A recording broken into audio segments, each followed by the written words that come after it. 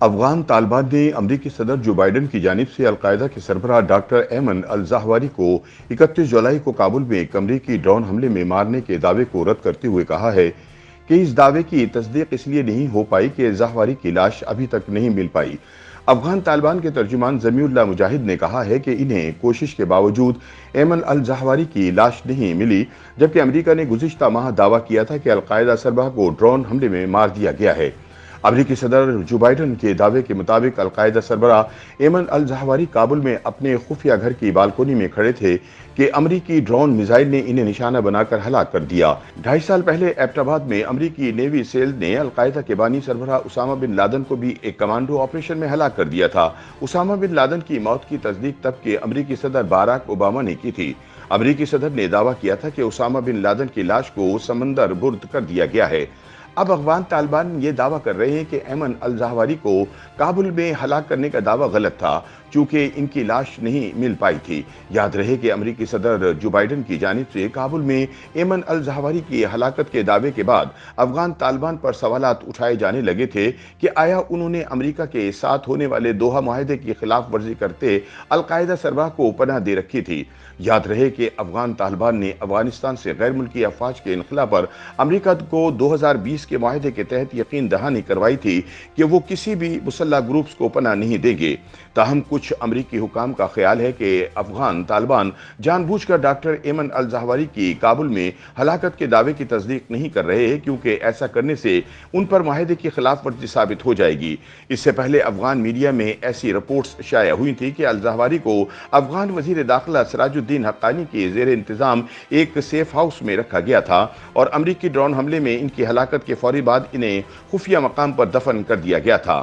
خیال رہے کہ ایمن الزہواری کا تعلق مصر سے تھا، جو پیشے کے لحاظ سے ایک ڈاکٹر تھے اور مبینہ طور پر امریکہ میں 11 ستمبر 2001 میں ہونے والے حملوں میں ملوث تھے، جس کے بعد وہ دنیا کے سب سے مطلوع افراد کی فہرست میں شامل تھے۔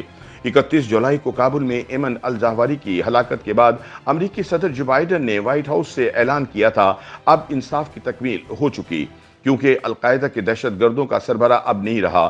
اس کے بعد ایک سینئر امریکی عہدیدار نے کہا تھا کہ زہواری کی تلاش دہشت گردی کے خلاف مسلسل جدوجہد کا نتیجہ تھی۔ انہوں نے کہا تھا کہ امریکہ نے رواں سال اس بات کی نشاندہی کی تھی کہ ایمن الزہواری کی اہلیہ، بیٹی اور دیگر بچوں نے کابل میں کسی محفوظ مقام پر پناہ لے لی ہے، اور بعد ازاں یہ بھی نشاندہی کی تھی کہ ایمن الزہواری بھی وہاں موجود ہیں۔ امریکی عہدیدار نے کہا ہے کہ جب ایمن الزہواری وہاں پہنچے تو ہمیں اس بات کا علم نہیں تھا کہ آیا وہ محفوظ گھر سے واپس جائیں گے، مگر کافی مرتبہ اپنے گھر کی بالکونی میں ان کی موجودگی کی نشاندہی کی گئی تھی، جہاں آخرکار وہ مارے گئے۔ دوسری جانب امریکی سیکرٹری اسٹیٹ اینٹونی بلنکن نے کہا تھا کہ افغان طالبان نے ایمن الزہواری کو پناہ دے کر طے پائے گئے معاہدے کی خلاف ورزی کی ہے۔ یاد رہے کہ دی ریوارڈ فار جسٹس کے مطابق 12 اکتوبر 2000 کو یمن میں USS کول بحری جہاز پر حملہ کیا گیا تھا، جس میں 17 امریکی فوجی ہلاک اور 30 سے زائد زخمی ہوئے تھے، جس میں القاعدہ کے دیگر اراکین کے ساتھ ایمن الزہواری بھی ملوث تھے۔ زہواری پر کینیا اور تنزانیہ کے سفارت خانوں پر بھی حملہ کرنے کے جرم میں امریکہ میں 7 اگست 1998 کو فرد جرم عائد کی گئی تھی۔ ان حملوں میں 224 لوگ جاں بحق اور 5000 سے زائد زخمی ہوئے تھے۔ امریکہ میں 11 ستمبر کے حملے کے بعد جب امریکی فوج نے 2001 میں افغان طالبان کی حکومت پر قبضہ کیا تو القاعدہ سربراہ اسامہ بن لادن اور ایمن الزہواری وہاں سے بچ نکلے تھے۔